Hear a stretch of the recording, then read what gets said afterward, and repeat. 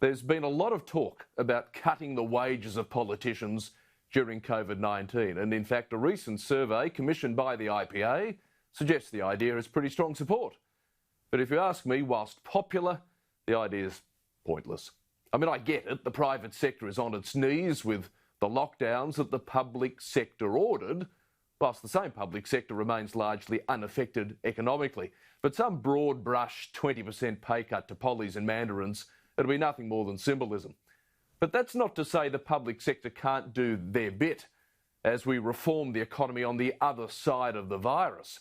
And in particular, we've got to get to task and address the costly, cumbersome duplication that's existed between state and federal bureaucracies, I think, for far too long.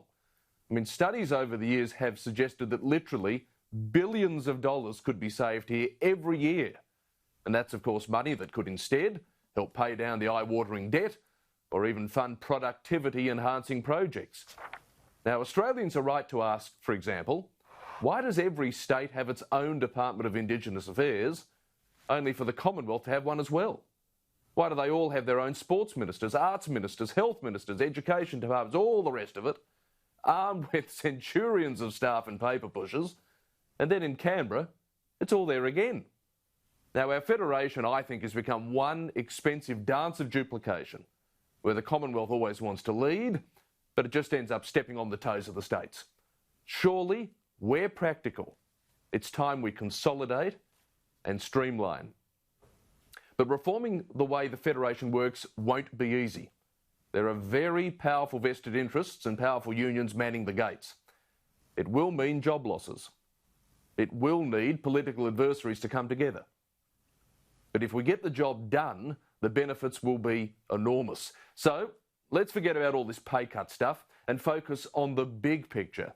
And while we have the National Cabinet in action, well, let's get it working on delivering changes that will improve our productivity and bottom line for generations to come. Now, Campbell, I know when you were the Premier of Queensland, you certainly tried to reduce the public service. Didn't go that well. I mean, it is a very difficult task, isn't it?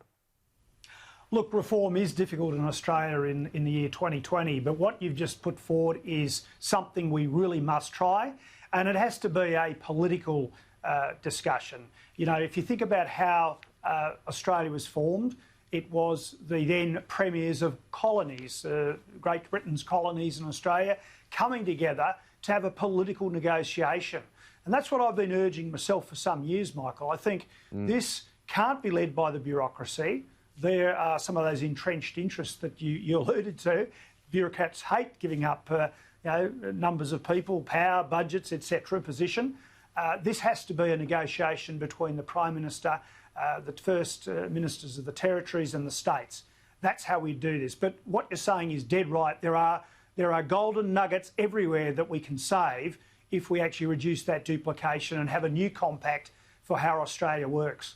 Yeah, Jenna, let me ask you, you're there in Perth. I mean, what's the takeover in the West on this sort of thing?